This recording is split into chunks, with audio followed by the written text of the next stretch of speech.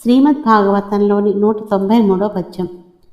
మలయమున జంతనము క్రియ వెలయగ ధర్మజుని కీర్తి వెలయించుటకై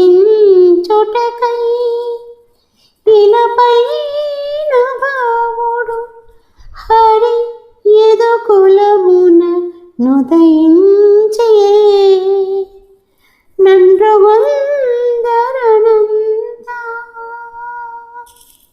అనంత ధర్మనందనుని యశస్సు నలుదిశలా ప్రసరింపచేయటానికి మలయ పర్వతం మీద చందన వృక్షం చందాన పుట్టుకేరుగని పురుషోత్తముడు యదువంశంలో ఉదయించాడని కొందరంటారు.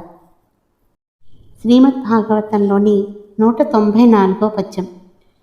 వసుదేవ దేవకులు తాపసగతి భవమునందు ప్రార్థించిన సంతసమున భద్రత పొందితి అసురుల మృతి కంచు కొందరండ్రు మహాత్మా. పూర్వజన్మంలో అపురూపమైన తపస్సు చేసి దేవకీ వసుదేవులు ప్రార్థించగా రాక్షస సంహారం కోసం ఆ పుణ్య దంపతులకు పుత్రుడివై పుట్టావని కొందరు చెబుతారు. శ్రీమద్ భాగవతంలోని 195వ పద్యం. జలరాశి నడుమమునిగెడు కలము క్రియన్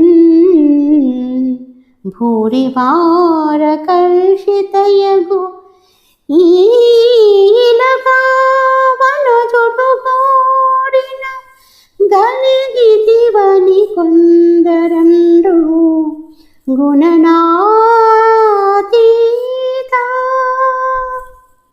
నట్టనడు సముద్రంలో మునిగిపోయే నావలాగా భరింపరాని బరువుతో కృంగి కూలాడుతున్న భూమండలాన్ని ఉద్ధరించడం కోసం బ్రహ్మదేవుడు ప్రార్థింపగా అవతారం ఎత్తావంటారు మరికొందరు.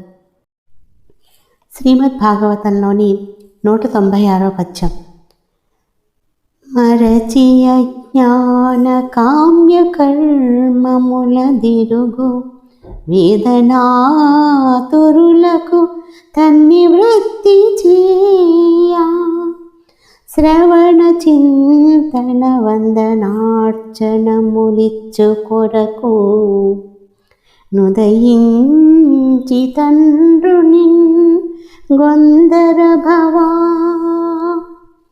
కర్తవ్యం విస్మరించి కాప్య కర్మలలో మునిగి తేడుతూ అజ్ఞానంతో కొట్టుమిట్టులాడుతున్న ఆపన్నుల ఆర్తి పోగొట్టి వారికి శ్రవణం, చింతనం, వందనం, అర్చనం మొదలైన భక్తి మార్గాలను ప్రసాదించే నిమిత్తం ప్రభవించావని కొందరి అభిప్రాయం. శ్రీ గోపాలకృష్ణ భగవానికి జై.